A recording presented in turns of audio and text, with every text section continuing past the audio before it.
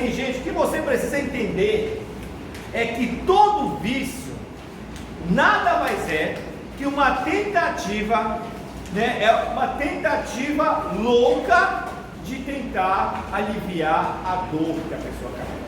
Todo viciado está tentando silenciar uma dor. Todo viciado está tentando calar, preencher uma dor. O vício, ele é um anestésico que a pessoa utiliza para tentar o quê? Compensar aquilo que aconteceu com ela. Deu para entender isso ou não? Então olha aí, todo vício no fundo se ampara em uma tentativa de calar uma dor. Os vícios nada mais são que subterfúgios químicos, comportamentais e emocionais utilizados como uma forma de anestesiar aquilo que está ferindo profundamente a pessoa. Aí eu quero que você olhe muito para esse diagrama aqui, porque olha como funciona a questão dos vícios. É aquilo. Qual é a raiz de todo vício? Sistema familiar disfuncional, gente. Não, rapaz, pode ser que numa entrevista, num aconselhamento com um viciado, você chegue em outra raiz. Pode ser, mas é muito raro. A maioria está onde? Sistema familiar disfuncional. O que acontece? A pessoa, então, ela carrega uma carência dentro dela, não foi amada pelo pai, não foi amada pela mãe, não teve o colo do pai, não teve o colo da mãe, não foi nutrido de todas aquelas formas que a gente já falou. Isso gera um vazio, sim ou não? Aí essa pessoa tenta compensar esse vazio, namorando com um, namorando com o outro, trabalhando, sendo melhor profissional, ajudando aqui, ali. Só que essa carência, ela não é preenchida, pelo contrário, ela só é acentuada. Parou para entender, sim ou não? Aí o que acontece com essa pessoa? Chega uma hora que tudo que ela já fez, moralmente não deu certo. O que ela começa a fugir então? Para vício. Começa a ficar viciado na internet, começa a ficar viciado em série, começa a ficar viciado em sexo, começa a ficar viciado em álcool, em drogas, e começa a ficar viciado inclusive na igreja. Tem gente que é viciado na igreja, porém ele tinha culto de manhã, tarde, noite, madrugada, porque é o lugar que ele foge. Porque os vícios, gente, vão gerando, vão acentuando uma dor dentro de nós que a gente não consegue dar conta. É difícil. As rejeições, as necessidades que não foram correspondidas, a necessidade de aceitação, atenção, reconhecimento, isso é complicado. O que eu quero que você entenda? O que a pastora falou, de 0 a 7 anos, gente, de idade, mais ou menos, nós chamamos essa fase de fase da alegria. Pastor, o que é a fase da alegria? É uma fase de nutrição. Não é que a criança vai viver achando graça, tá, gente? Vai viver alegre. Não, mas nessa fase a criança é nutrida pelos pais de tal forma que o senso de pertencimento brota dentro da criança. Ou seja, eu pertenço a esse lugar, eu sou amado pelos meus pais, eu sou bem-vindo no mundo. Quando uma criança de 0 a 7 anos tem a presença dos pais, puxa vida, a alegria dela está ali, sendo guardada, protegida. Ela pode ser corrigida, ela vai ter algumas frustrações, vai ter algumas decepções, mas a alegria vai estar ali. Vai ser uma fase que ela vai lembrar. E é interessante, o que faz eu lembrar da fase da alegria, o que me dá acesso de 0 a 7 anos, é o quê? A presença dos meus pais. A gente faz uma pergunta para você, todos vocês vão ouvir, depende do conselheiro, né? Mas geralmente faz essa pergunta: o que você lembra de 0 a 7 anos da sua infância? O que você lembra de 0 a 7 anos? A maioria das pessoas diz o quê? Nada. Por que elas dizem nada? Porque foi a fase em que os pais foram o quê? Ausentes. Nós teremos registro nessa fase se os nossos pais foram presentes nela. Gente, é muito interessante isso, porque isso marca mesmo. Teve uma situação, ano retrasado, nós estávamos indo para Mãe do Rio, visitar um casal de amigos nossos.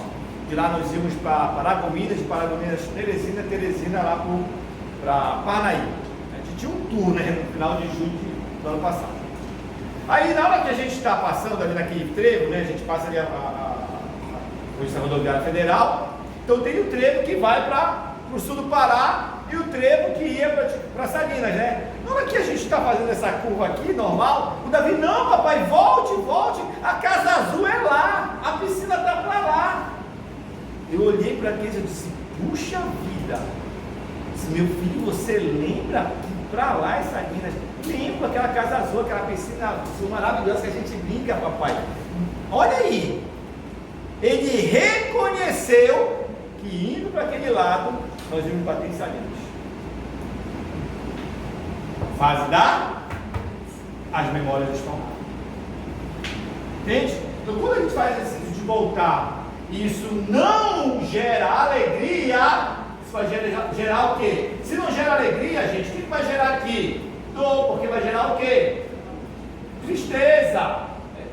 O Zé conhece? Eu já estou para lá. Aí o que acontece? De 0 a 7 anos é a fase da alegria. Eu não tive essa alegria, eu tive dor, porque ela foi marcada por uma ausência. Aí de 7 a 14 a gente chama da fase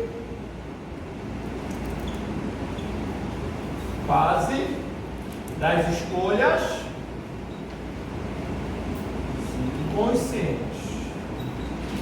O que é isso? É a nossa tentativa de preencher esse vazio aqui. Por isso que essa fase, qual é essa fase aqui? Sai da infância e vai entrando aonde? Na pré-adolescente. Por isso que o adolescente ele é 8 a 80. O adolescente ele está dando uma resposta para a dor. É a tentativa dele de preencher essa ausência e minimizar essa dor. Como ele não consegue, ele começa a titubear e vai rebelando. Pinta o cabelo de azul, coloca um diabo no nariz, entende? Mete coisa na orelha, fura o umbigo, se pinta, coloca uma calça de qualquer jeito, ele quer chocar, porque ele está reagindo à dor, está tentando preencher. Só que essa reação gera o quê? Gera frustração. Porque quanto mais ele tenta preencher a si mesmo, mais ele acentua a dor, mais vai ficando profundo. Está dando para entender? E aí, gente, vai para a fase de 14 a 21 anos em diante. Que é a fase, aqui é a fase dos vícios. Aí ele começa então, puxa vida, frustração, decepção, ele começa a se viciar. Ele começa a criar mecanismo para compensar a dor. E é aqui que a gente começa os nossos vícios emocionais, os nossos vícios comportamentais, os nossos vícios químicos, começa aí. E aí a balança começa a fazer isso, ó. Porque quanto mais eu tento preencher a mim mesmo, mais eu vou recebendo frustração. A balança vai o quê? Ficando mais profunda. Aí olha que interessante. O vício é a minha tentativa do quê? De compensar a balança. E às vezes é isso. Essa balança está tão pesada que só ser viciado em sexo não dá conta do negócio. Não alivia a minha dor. Então eu começo também a ser viciado em sexo e trabalho. Mas só ser viciado em sexo e trabalho também não dá conta. Então eu vou para o álcool, vou para as drogas, vou para a religião, eu vou comer, eu vou para a internet, eu vou fazer o diabo que der. Para tentar o quê? Compensar. Mas na medida que eu começo a compensar com os vícios a balança, só que todo vício ele é temporário. O efeito dele é o quê? É rápido. A pessoa vai lá minimizar a dor dela no corpo de outro homem. Essa menina vai, se entrega, transa. Ok. Quando acaba aquilo, o que acontece com a balança? Pum! E fica mais profundo ainda. Então ela vai ter que agora transar 4, 5, 6, 7, 8, 10 vezes para essa balança poder o quê? Compensar de novo. E quanto mais ela faz esse movimento, mais ela vai ter que repetir ainda mais aquele vício.